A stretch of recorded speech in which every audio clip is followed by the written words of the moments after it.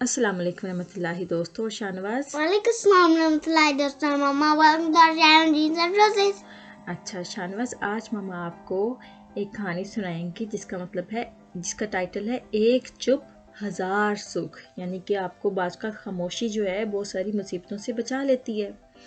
अच्छा, अब एक दफ़ा का जिक्र है कि एक आदमी था, वो अपने लोनली था, तो उसने सोचा कि वो एक बोलने वाला तोता ले आता है। तो वो बाजार गया और वहाँ से पिंजरे में एक बोलने वाला तोता लेके आ गया। हाँ जी, तो वो तोता जो था सारा दिन बोलता रहता था और इस तरह से उस आदमी का दिल लग गया, यानी कि वो हैप्पी रहने लग गया। तोता बोलता था, बातें करता था, टाइम तो वो आदमी खुश होता था।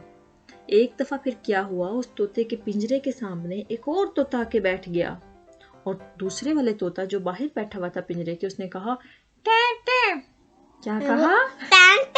हाँ जी, दैट्स हाउ जो तोते हैं ना इस तरह से बात करते हैं, बोलते हैं। तो जब वो दूसरे तोते ने टैं टैं करके वो उड़ गया, तो वो जो केज वाला तोता था ना, जो पिंजरे में बंद था, वो खामोश हो गया बिल्कुल। और वो अब बोले ही ना, कुछ भी बात ही ना करे। अब जो तोते का जो मालिक था वो बड़ा परेशान हुआ कि ये तोता जो है खाली मेरा दाना दुनका खाता रहता है, ये बोलता तो है नहीं, इसका मुझे कुछ फ़ायदा ही कोई नहीं है। तो उसके बाद ना क्या हुआ कि उसने सोचा कि मैं इस तोते को रिहा कर देता हूँ, क्योंकि ये मेरा दाना भी ज़ाया कर रहा है, ये बोलता भी नहीं है। क्या है? यानी कि वो जो फूड भी ज़ाया कर रहा है और बोलता भी नहीं है, मेरे खर्चा हो रहा है। तो यूँ करते हैं, इसको आज़ाद कर देते हैं, फ्री कर देते हैं केज से। तो उसने तोते को फ्री कर दिया और जैसे ही उसने तोते को फ्री किया, तोता यानी कि आज़ाद किया, तोता उड़ा और सामने जाके बैठ गया। और जब वो उसकी पहुंच से थोड़ी दूर जाके बैठ गया दीवार के ऊपर, तो तोता उड़ने से पहले उसको कहने लगा कि बेवकूफ़ आदमी, मैं तो जो बोलता था वो तो अपने गम में बोलता था। गम यानी कि मैं तो अपनी तकलीफ़ में होता था कि तुमने मुझे कैद में रखा हुआ है और मैं उस गम को मिटाने के लिए फजूल बोलता रहता था, टाइम टाइम करता रहता था, और तुमने उससे समझा कि मैं तुम्हारा दिल लगा रहा हूँ। तुम किस कदर बेवकूफ़ हो जो तुम ऐसे समझते हो।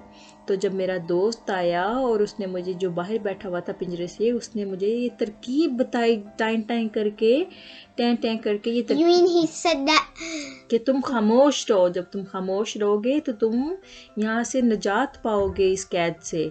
तो उसके बाद फिर जब मैं खामोश रहा तो देखो मुझे यहाँ से आज़ादी मिल गई इस पिंजरे से। तो एक चुप जो होती है वो हजार सुख के बराबर होती है। समझ आई?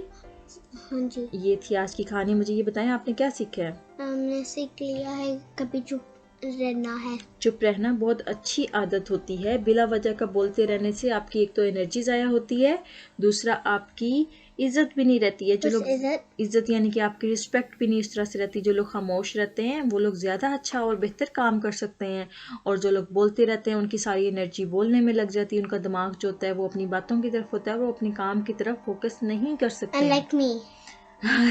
हाँ जी, बच्चे तो बोलते ही अच्छे लगते हैं, छोटे बच्चों का कोई मसला नहीं होता, लेकिन खामोशी से अपने काम पे फोकस करने वाले बच्चे ज़्यादा इम्प्रूव करते हैं और ज़्यादा ग्रो करते हैं। उम्मीद करते हैं हमारे दोस्तों को आज की ये कहानी अच्छी लगी होगी। इंशाल्लाह हम फिर हाजिर होंगे एक और अच्छी सी कहानी के साथ। तब तक के लिए Don't forget to subscribe our channel.